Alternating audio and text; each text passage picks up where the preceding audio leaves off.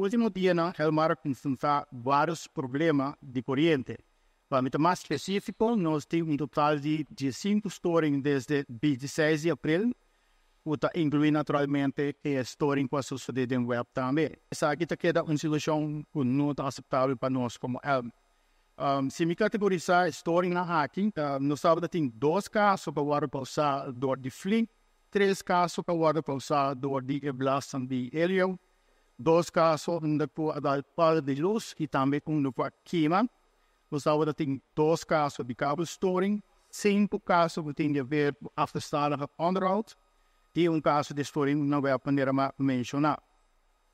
Que a situação é que tem ELMAR? A situação está que nós sabemos encontrar na 2021 retraso da parte de mantencionnan.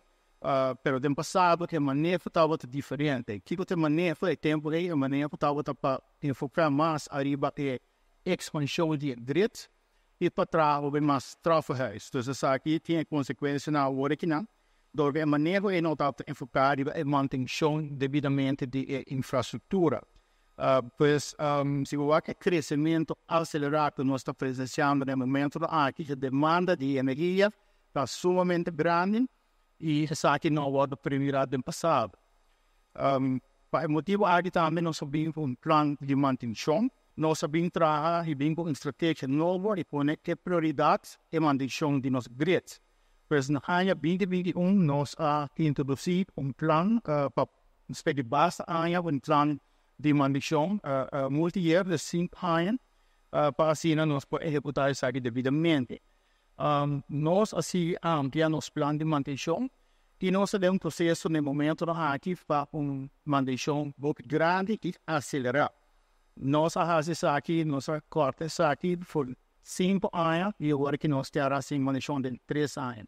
Naturalmente, isso aqui da 3 challenge também, o material está queda challenge para nós receber isso aqui no tempo. Se nós aqui mesmo, nós sabemos que vai construir 7 trafos novos, dos não desenhos novos, quando queda claro para o fim de ano. Pois, o desenho novo aqui, nós podemos instalar a equipe mais moderna, para o resultado de suministro de corriente mais confiável também.